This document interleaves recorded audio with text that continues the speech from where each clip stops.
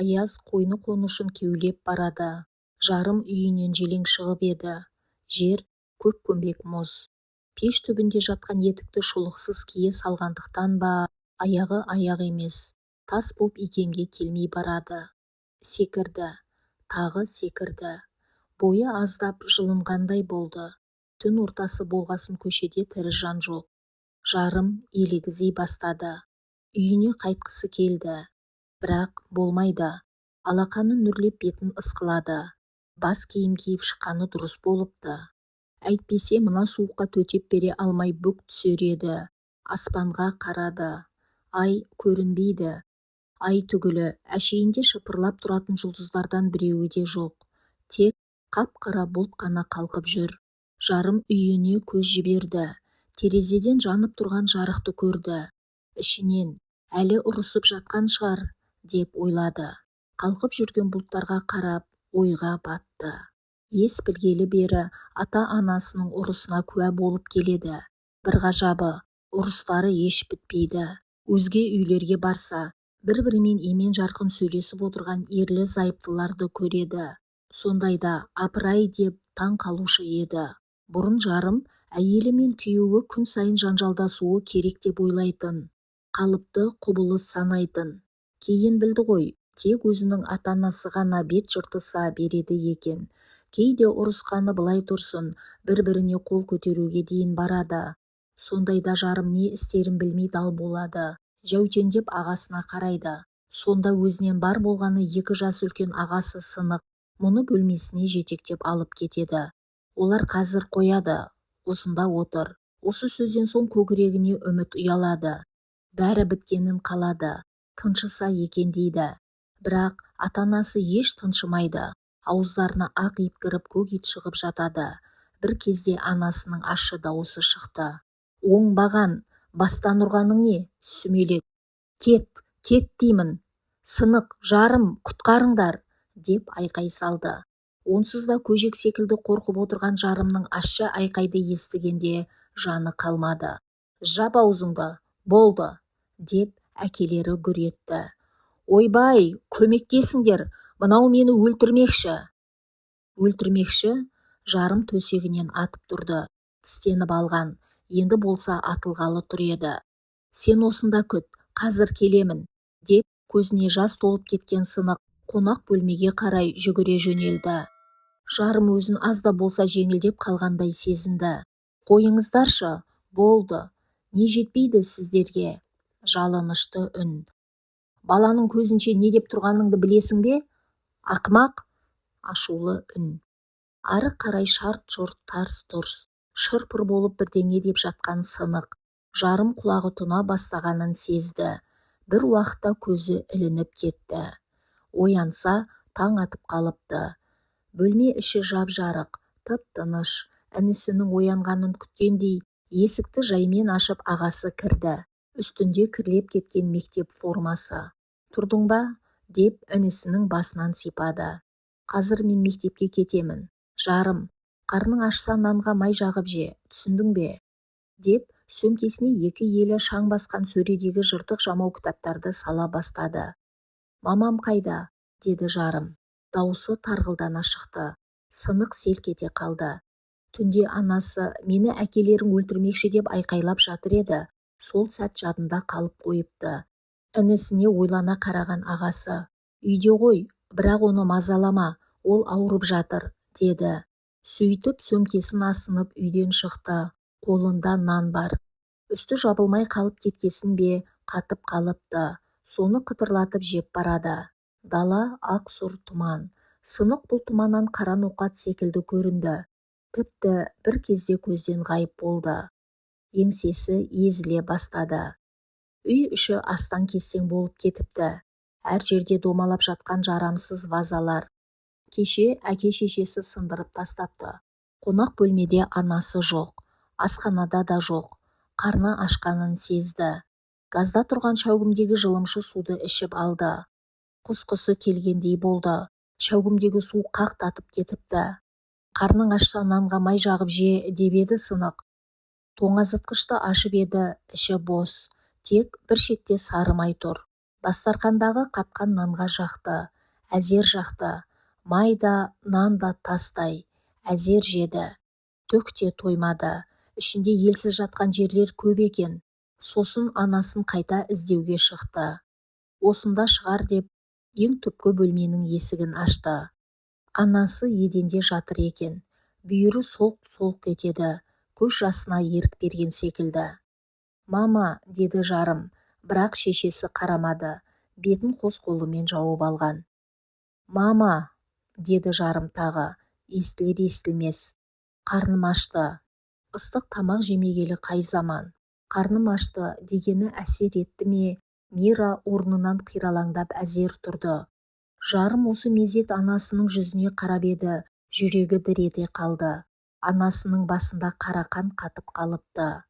Көзі көкпеңбек болып ісіп кеткен. Қасы жарылыпты, жарым дауысы дірілдей. «Сізге не болған, мама?» деп әзер сұрады. «Ештеңе». Сол мезет жарым өз-өзін ұстай алмады. Көзінен жасы пора-пора болып ақты. Еркелікпен емес, жаны ауырып жылады. Үнсіз.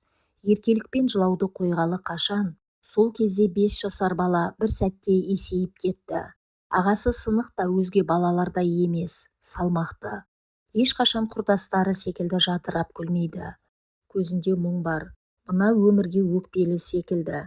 Жарым кішкентай болса да, ағасының сол бір күйін оңай аңғарушы еді. Ол балалықпен ерте қоштасты. Жасына жетпей ерте есейді. Өзге балалар жаздай жайнап жүргенде, бұл күз секілді. Тұжыраңқы, көңілсіз. Екі иығында зіл бар. Кешқұрым достары ойнауға, көшені аралап қайтуға шақырса, сынық шықпайды. «Бүгін қолым бос емес, жұмыстар бар», дейді. Әрине, сөздері жалған, ешқандай жұмыстары жоқ. Сонда да болса өтірік айтуға мәжбүр. Достарымен ойнағысы ақ келеді, бірақ ата-анасы бір-бірін жеп қояма деп қорқады. Інісі кішкентай, араша түсуге шамасы жетпейді. Әкесінің ашуы қатты. Егер қатты ашуланса, анасын ыстық үтікпен ұрып жіберуден тайынбайды. Тіпті анасы мен әкесі бір-бірімен бір айдай мүлдем сөйлеспей қойған. Дастарқанда отырғанда шыбын ызыңы естіледі. Екеуі бір-бірі үшін жоқ сияқты. Жарым үшін ең ауыры осы еді. Мира былтыр кезекті ұрыстан соң төркініне кетіп қалды. Себебі әкесі сол күні үйге таңертең бірақ келді. 2 тәулік өткен соң. 2 күн, 2 түн үйге қонбады. Анасына бұл жай ауыр тиген болуы керек. Әкелері ожарды бетінен шапалақпен тартып жіберді. Шырпыдай тез тұтанатын күйеуі Мираны құлақ шекесінен ұрғанда шалқасынан түсті. Сонда да ашуы қайтпаған ожар. «Тұр!» деп гүр етті. Бірақ ол тұрмады. Былқ-сылқ болып жата берді. Ет қызуымен не істегенін енді аңғарған болуы керек. Ожар сасқанынан. «Мира, Мира, тұршы!» деді. Дауысы сондай аянышты шықты. Өкініш һәм қорқыныш аралас. Жан-жағына алақтап қарады.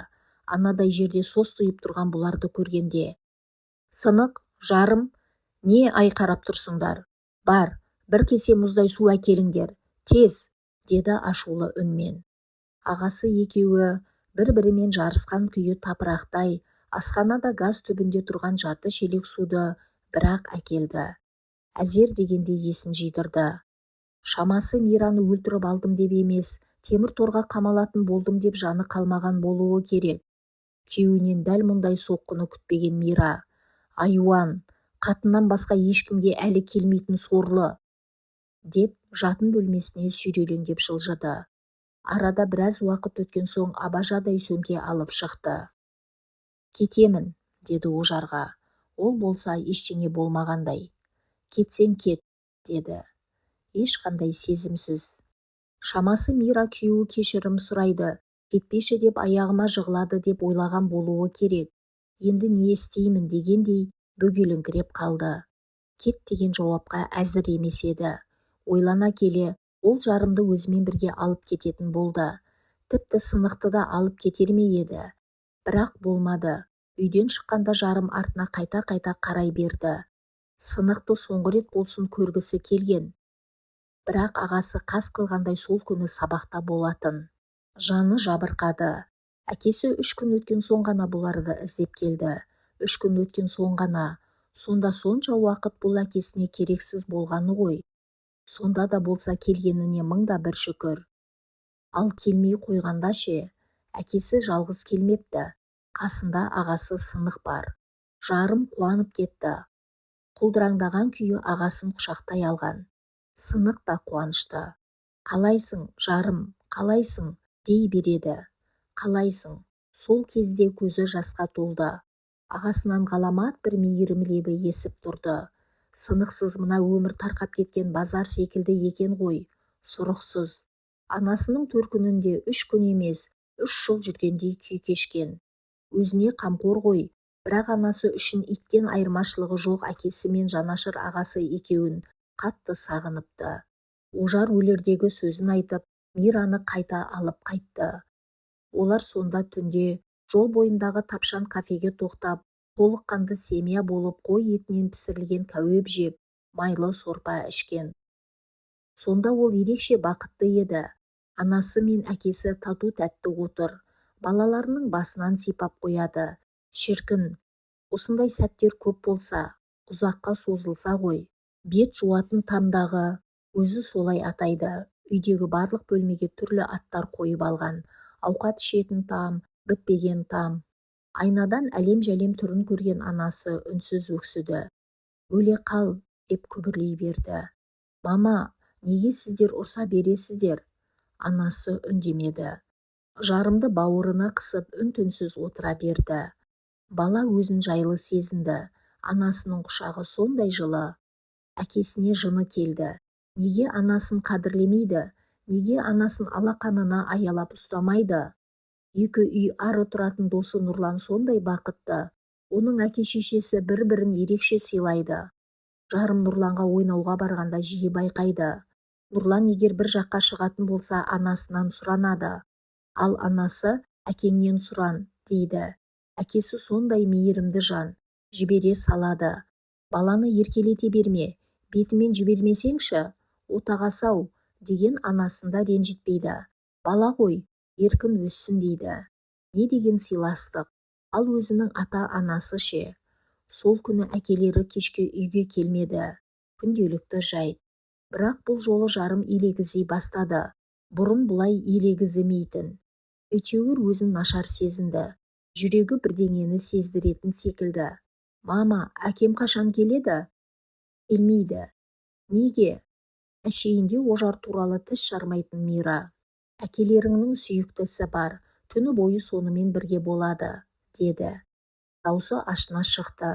Жүрегінде күйеуіне деген бір түйір сезім қалмағандай. Сіз ше? Мені баяғыда ұмытты. Ол үшін мен мүлде жоқпын, адам емеспін. Жарым әкесінің сүйіктісі бар дегенге сенбеді. Дұрысы бар екенін сәби жүрегімен сезеді, бірақ сенгісі келмеді. Бұл дүниеде аналарынан асқан адам жоқ қой. Неге ол басқаға барады? Анасынан әкесі туралы жылы сөз ести қоймасын білген соң, ағасына мүләйімси тіл қатты. Сынық, әкей бүгін үйге келе ме? Иә, келеді. Бірақ Сынық та өз сөзіне өзі сенбеді. Дауысы сенімсіз шықты. Інісін алдап жатқанын түсінді. Бірақ өзгеге үміт сыйлау үшін жалған сөйлеуге мәжбүр. Ол інісін талай рет алдады. Өзге отбасыларда тетелес ағалары мен інілері ит пен мысық секілді. Қашан көрсең бір-бірімен бірдеңені бөлісе алмай, сыйыспай жатқаны. Ал бұлар оларда емес. Сынық інісін жанындай жақсы көреді. Әке-шешесінен ала алмай жүрген мейірімді інісіне бергісі келеді.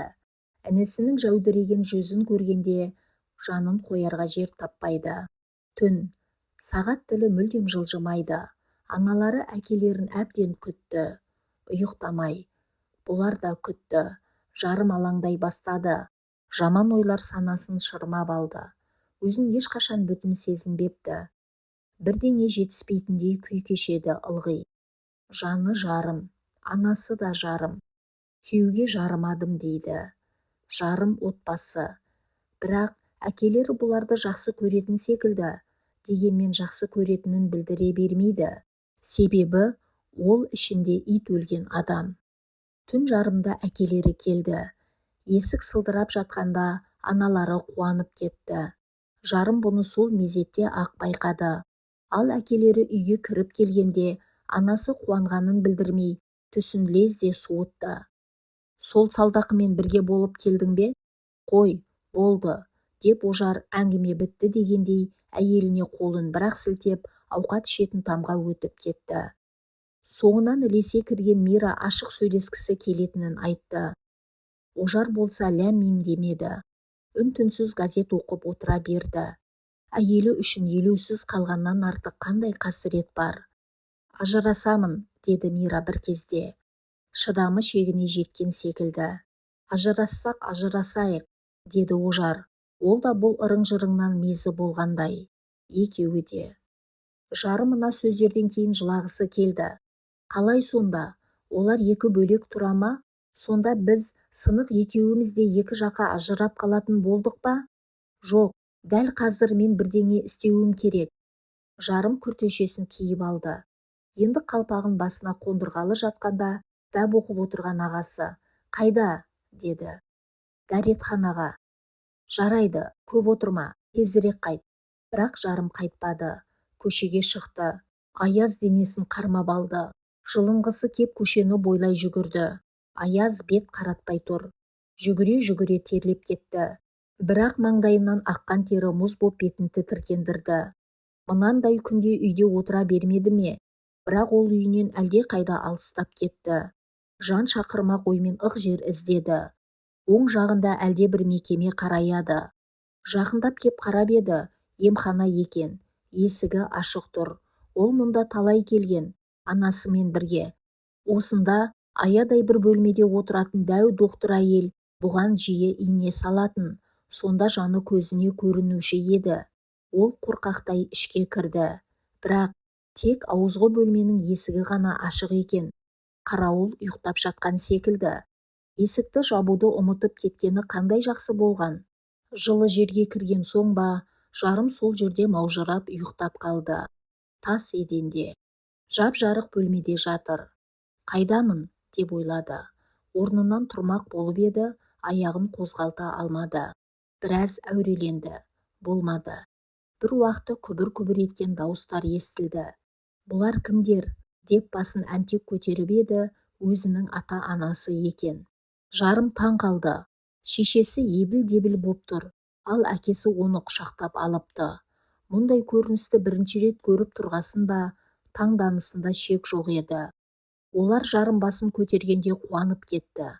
Жарым, жарым, жаным. Жарым жылы жымиды.